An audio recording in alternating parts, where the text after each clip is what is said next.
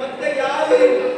ಒಂದು ಕಡೆ ಉತ್ತರ ಮತ್ತು ದಕ್ಷಿಣ ಪಕ್ಷ ಪಾಂಡವರಲ್ಲಿ ಕೂಟದವರಲ್ಲಿ ಎಂಬುದು ಹಾಗೆ. ಪ್ರಥಮ ಗಣಪತಿಯಾಗಿ ಆಯ್ಕೆಯಾದವರು ನಮ್ಮ ಅಜ್ಜನಾದ ಭೀಷ್ಮಾಚಾರ್ಯರು. ಅವರನ್ನು ಒಪ್ಪಿಸಬೇಕಾದ್ರೆ ಎಷ್ಟು ಕಷ್ಟ ಆಗಿ ಹೋಯಿತು. ಎಷ್ಟು ಬುದ್ಧಿಮಾನರಿಗೆ ಹೇಳಿಬಿಟ್ರು, ಮಗು ಯುದ್ಧ ಬೇಡ, ದುಷ್ಟ ಸಂಗತಿ ಬೇಡ ಆಗಿ ಹೋದೆ ಎಂಬುದಾಗಿ. ಕೊನೆಗೆ ಅನಿವಾರ್ಯವಾಗಿ ನನ್ನ ಒತ್ತಾಯಗಳಿಂದಾಗಿ ಅಜ್ಜರು ಒಪ್ಪಿಕೊಂಡರು.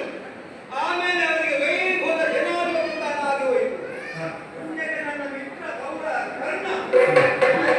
ಕರ್ಣ ನನ್ನ ಮರ್ಯಾದೆ ಉಳಿಯಿತು. ಇಲ್ಲದೆ ಅವರು ಕೂಡ ಅಲ್ಲಿ ಕೂಡ ಒಳಗಿದ್ದು ಹೊರಗಿದ್ದು ಮಾಡ್ತಾ ಇದ್ರು. ಯಾಕೆಂದ್ರೆ ಆ ಪುಣ್ಯ ಸಭೆಯಲ್ಲಿ ಶಬ್ದ ಮಾಡುವುದಕ್ಕೆ ಕಾರಣ ಆ ಕರ್ಣನೇ ಸರಿ. ಕಟ್ಟಾವು ಸಾರಿಬಿಟ್ಟಲ್ಲ.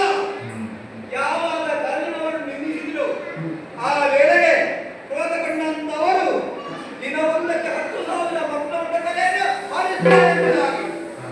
ಆಮೇಲೆ ಕರದಲ್ಲಿ ಸುದರ್ಶನ ಹಿಡಿದಿಲ್ಲ ಎಂಬುದಾಗಿ ಹೇಳಿದಂತ ಸಿಕ್ಕಿದ್ದ ಕೈಯಲ್ಲಿ ಆ ಸುದರ್ಶನ ಹಿಡಿಯುತ್ತೇನೆ ಎಂಬುದಾಗಿ, ಕಬೀರನ ಸಿಗಲಿಲ್ಲ ಎಂಬುದಾಗಿ ಹೀಗೆಲ್ಲ ಹೇಳಿದ್ರೆ ಹುದು.